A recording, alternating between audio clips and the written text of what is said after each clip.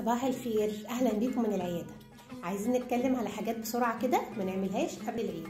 تنظيف البشره في الكوافير، بلاش خالص نعمل تنظيف البشره ولا حمامات البخار للوش، علشان دوت بيهيج البشره خليها تطلع حبوب. ده احسن ان احنا نعمله في العياده علشان الدكتور يقول لك مناسب اوكي ليك ان انت تعمل تنظيف بشره ولا لا. الحاجه التانيه ان احنا نغير لون شعرنا بلون فاتح. ليه؟ علشان ده بيضطر نسحب لون الشعر خالص، فدوت بيأذي الشعر جدا.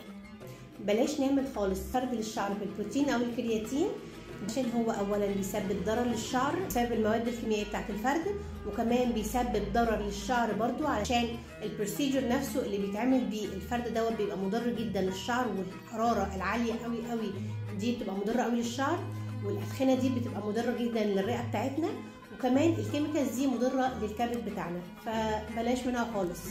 الحاجه كمان اللي بلاشها خالص تعمليها قبل العيد ولا بعد العيد ولا في اي وقت خالص، ان انت تركبي رموش، ونبقى ماشيين بحاجات قدام عينينا كده، علشان هو بيضر العينين وبيضر الرموش وبيخلي رموشك تقع، فبعد كده لما تشيليها هتلاقي ان انت شكلك عيان. احسن حاجه لازاله الشعر اللي موجود في الوش هو عن طريق الليزر. طيب لو الليزر مش متوفر يبقى عن طريق اللي هو الشفرات، لكن بلاش الواكس خالص علشان بيطلع حبوب.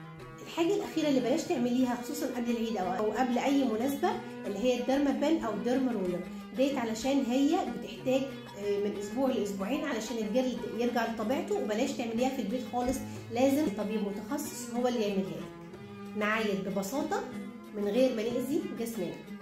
باي باي.